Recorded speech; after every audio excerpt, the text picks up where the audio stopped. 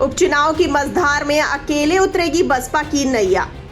Baspa supremo की strategy का नया दांव। मायावती ने कर दिया बड़ा ऐलान। मायावती का नया फैसला कराएगा बसपा की वापसी। यूपी में 10 सीटों पर होने वाले उपचुनाव की तैयारियां जोरों शोरों पर चल रही हैं और अब उपचुनाव किस तारीख को होंगे ये साफ हो चुका है। उत्तर प्रदेश में विधानसभा की 9 सीटों पर उपचुनाव का ऐलान हो गया है। वहीं चुनाव के फाइनल नतीजे 23 नवंबर को आ जाएंगे। तारीख का ऐलान होने के साथ ही भाजपा के साथ समाजवादी पार्टी, कांग्रेस, बहुजन समाज पार्टी ने कमर कस ली है। 10 में से एक सीट मिल्कीपुर पर चुनाव का ऐलान नहीं हुआ है। वहीं उत्तराखंड की केदारनाथ विधानसभा सीट पर 20 नवंबर को वोटिंग और परिणाम 23 नवंबर को आएगा।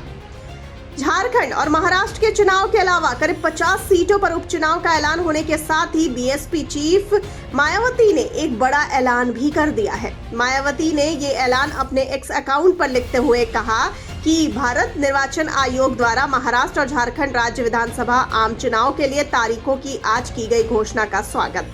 चुनाव जितना कम समय में तथा जितना पाक साफ अर्थात धन बल व बाहुबल आदि के अभिशाप से मुक्त हो उतना ही बेहतर, जिसका पूरा दारोमदार चुनाव आयोग पर ही निर्भर। आगे उन्होंने लिखा, बीएसपी इन दोनों राज्यों में अकेले ही चुनाव लड़ेगी और यह प्रयास करेगी कि उसके लोग इधर उधर ना भटके, बल्कि पूरी तरह बीएसपी से जुड़कर परम पूज्य बाबा साहेब डॉक्टर भीमराव अंबेडकर के आत्मसम्मान और स्वाभिमान कारवां के सारथी बनकर शासक वर्ग बनने का अपना मिशनरी प्रयास जारी रखे। इसके अलावा उन्होंने लिखा कि यूपी में 9 विधानसभा की सीटों पर हो रहे उपचुनाव में भी बीएसपी अपने उम्मीदवार उतारेगी और यह चुनाव भी अकेले ही अपने बलबूते पर पूरी तैयारी और दमदारी के साथ लड़ेगी। गौरतलब है कि यूपी में 10 विधानसभा सीट खाली है, लेकिन अयोध्या की मिल्कीपुर विधानसभा सीट पर उपचुनाव नहीं होगा।